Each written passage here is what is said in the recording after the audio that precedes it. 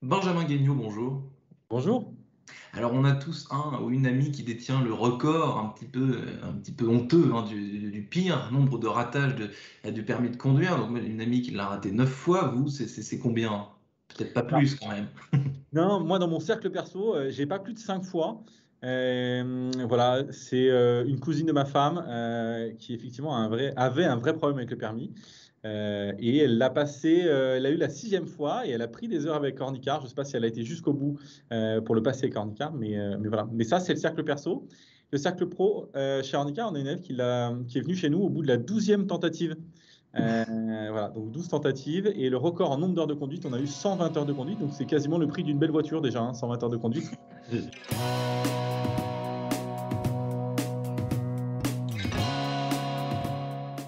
Bonjour à tous et bienvenue au Talk Décideur du Figaro en visio aujourd'hui avec sur mon écran et sur le vôtre Benjamin Guignot, cofondateur d'Ornicar, donc il y a déjà 8 ans, donc la start-up, donc plus vraiment start-up d'ailleurs, il y a 8 ans maintenant vous avez fait vos preuves. La start-up qui a un petit peu révolutionné, si on peut dire, cette histoire du code et du permis de conduire. Vous allez m'expliquer tout ça, mais si on revient à Benjamin Guignot, 8 ans en arrière, qu'est-ce qui se passe dans votre tête? Pourquoi Ornicar? Et surtout, pourquoi dans votre tête il y a cette idée qu'il y a un business model à creuser et qu'il y a des choses à changer tout simplement sur ce secteur?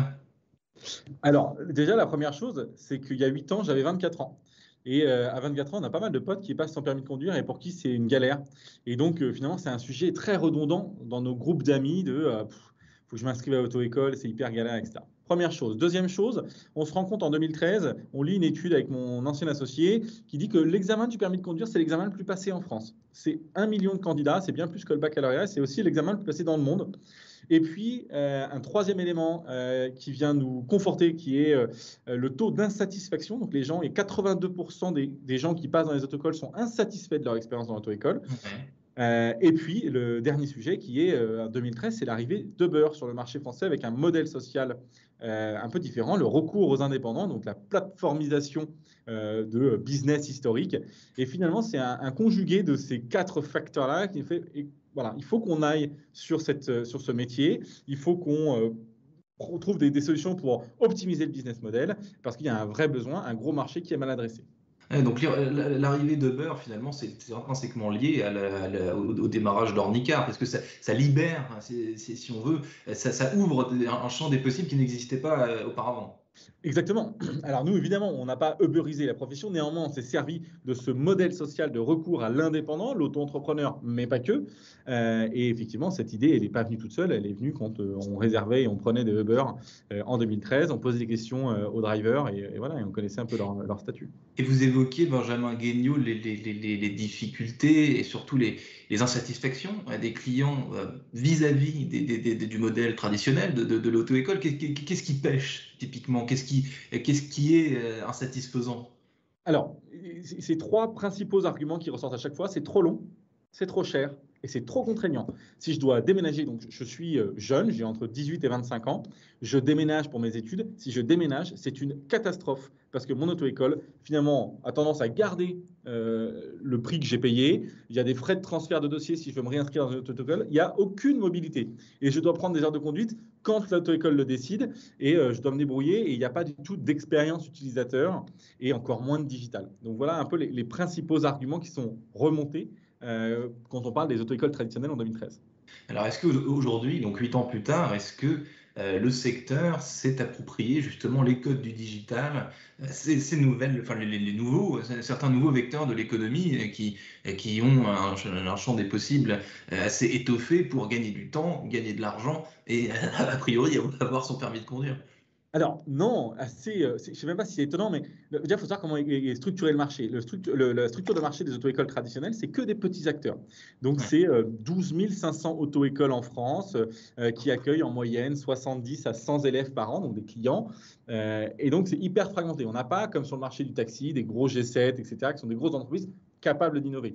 Donc, on est face à un marché qui a préféré, un marché relativement syndiqué, qui a préféré passer 5 ans à nous mettre des procès, à nous attaquer, plutôt que de remettre vraiment en question leur modèle économique. Et voilà. Et donc, on est face aujourd'hui, on est en 2021, et le digital, il est clairement pas au cœur de la stratégie de développement des auto-écoles traditionnelles. Déjà parce qu'elles n'ont pas forcément la structure pour, les connaissances, les moyens, parce qu'encore une fois, c'est plein de petites structures. Et donc parfois on fait de l'autruche, hein, c'est ce que vous m'expliquez, Benjamin. Guignot, ce qui est important aussi, vous avez évoqué l'argent, le temps, mais il y a aussi le stress. Quand on passe son permis de conduire, généralement, même pour des gens qui ne le sont d'ailleurs pas habituellement, on est stressé. Est-ce que vous avez, vous chez Ornicar, justement adressé aussi cette problématique pour tenter de mettre à l'aise, si on veut, de vos clients? Alors, il faut comprendre que le stress, c'est une résultante des deux premiers, savoir c'est une résultante du prix, donc c'est trop cher, donc je vais devoir payer trop cher, et du temps. Ce qui fait que si je me plante à l'examen, ça va me coûter un bras, et en plus, je vais devoir attendre un an. Et donc, si on arrive déjà à dédramatiser, donc à baisser le prix et à raccourcir le temps, déjà, on enlève une partie du stress non négligeable. Donc nous, chez Ornicar, évidemment, on propose un permis à peu près 40% moins cher que les auto-écoles traditionnelles. Donc sur la partie prix, on a fait quelque chose. Sur la partie délai, non, aujourd'hui, là, pour le coup, c'est l'administration qui a les mains, enfin qui a la main sur ces délais. Aujourd'hui, les délais sont trop longs, qu'on soit auto-école traditionnelle ou auto-école en ligne. Quoi qu'il arrive, ils sont beaucoup trop longs. Le confinement, les confinements respectifs ont empiré la situation. Et donc, il y a toujours le facteur stress lié au si je me plante à l'examen, je vais devoir attendre 12, parfois 18 mois pour avoir une place. 18 mois, ouais. En 18 Ile-de-France, mois. 18 mois. Et chez Ornicar, Benjamin Guignot, grosso modo, combien de temps ça prend? Voilà, je m'inscris, j'ai envie de faire tout le process pour avoir mon permis de conduire le plus rapidement possible, évidemment, tout en dépensant le moins d'argent possible. En moyenne, grosso modo, ça prend combien de temps? Tous les process Bien cumulés. sûr. Alors, pour avoir le code, ça vous prend 15 jours. Le code a été externalisé. Vous allez le passer chez La Poste, SGS, Descartes, des opérateurs privés. En 15 jours, c'est fait. Ça coûte 30 euros. Là-dedans, vous avez tout le package, donc la formation, l'accompagnement, etc. Le service client pour vous aider si vous avez des questions. Et après, il y a la conduite. Alors là, ça se gâte un peu sur la conduite parce que ça dépend vraiment des départements.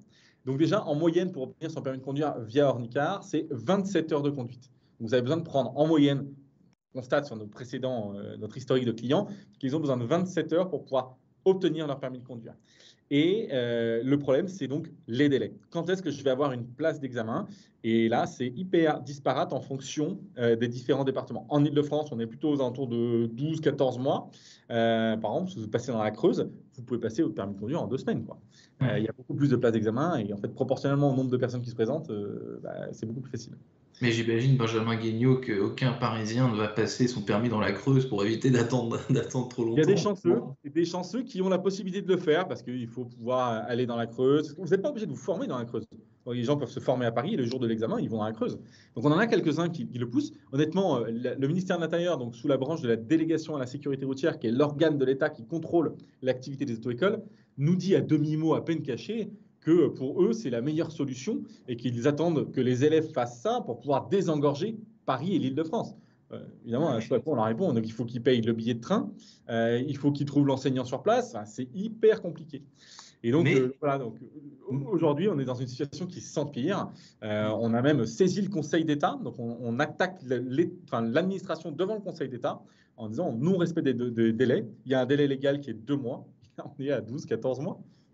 donc, mon clin d'œil du Parisien qui va dans la Creuse passer son permis de conduire, qui était un peu sur le ton de la plaisanterie, est en fait une problématique très sérieuse et Ah, mais sur laquelle tout le une monde solution qui est certainement la solution la plus efficace aujourd'hui pour avoir son permis de conduire rapidement. Et c'est triste de devoir dire ça, mais l'administration n'est pas en capacité d'accueillir tous les candidats au permis de conduire. Voilà. Évidemment, il existe des solutions. Il faudrait trouver plus d'inspecteurs, il faudrait pouvoir peut-être en externaliser une partie comme ça a été fait sur le code, mais rien n'est mis à l'étude. Et on a une administration qui dit non, non, so far, so good, jusqu'ici tout va bien, on met la tête dans le sable. Parlait d'autruche tout à l'heure, là, on est sur les rois de l'autrucherie, quoi. les rois de l'autrucherie. Est-ce que Benjamin Guignot, en 2021, passer son permis chez les jeunes, c'est tout. Vous parliez tout à l'heure voilà, du diplôme, que c'était le diplôme le plus passé en France. Est-ce que chez les jeunes, c'est toujours un déclic de passer son permis? Est-ce que ça va de soi?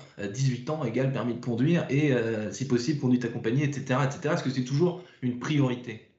Alors, donc la question effectivement est très bien formulée parce que souvent on me dit les jeunes passent de moins en moins leur permis de conduire. C'est vrai aussi, mais le nombre de permis délivrés chaque année continue à augmenter et à suivre finalement la démographie. C'est la moyenne d'âge où on passe son permis de conduire qui, elle, augmente. Effectivement, c'est moins un réflexe à 18 ans, c'est plus un réflexe quand on doit trouver un boulot, quand on a des enfants, quand on doit être amené à se déplacer, à envisager le fait de vivre en province, parce qu'en province, c'est vraiment indispensable. Donc, c'est des des moments de vie qui sont un peu plus tard que 18 ans. Alors, il y en a encore, hein, évidemment, plein qui passent leur permis à 18 ans, mais effectivement, progressivement, la moyenne d'âge de passage du permis de conduire, elle recule avec les années qui passent. Ah ouais. Benjamin Guignot, dernière question. Votre permis de conduire, à vous, c'était quand? À quel âge? C'était où? Vous l'avez passé combien de fois d'ailleurs? Enfin, racontez-moi Alors, ça. moi, j'ai raté mon code une fois, où j'ai été vraiment piqué au vif dans ma fierté.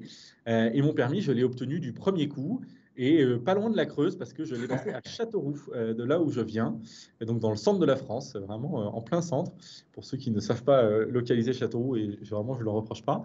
Et ça s'est très bien passé, avec une auto-école géniale. Et donc, même si le storytelling voudrait que je sois une victime d'une auto-école traditionnelle, que j'ai voulu me venger, c'est pas du tout ça. Voilà, moi j'ai eu une très bonne expérience, mais je l'ai passé en province. J'ai fait de la conduite accompagnée avant, voilà, de cas d'école où à 18 ans il me fallait impérativement mon permis de conduire, sinon je voyais plus personne, quoi. Benjamin Guignot, merci infiniment d'avoir répondu à mes questions pour le talk décideur du Figaro, donc cofondateur d'Ornicar pour passer son permis de conduire un peu en ligne, mais évidemment ça reste de la pratique, tout ça in fine, on finit toujours avec un volant dans les mains, avec ou sans stress. Merci infiniment pour votre temps, donc je vous souhaite bonne route, à bientôt. Au revoir, merci.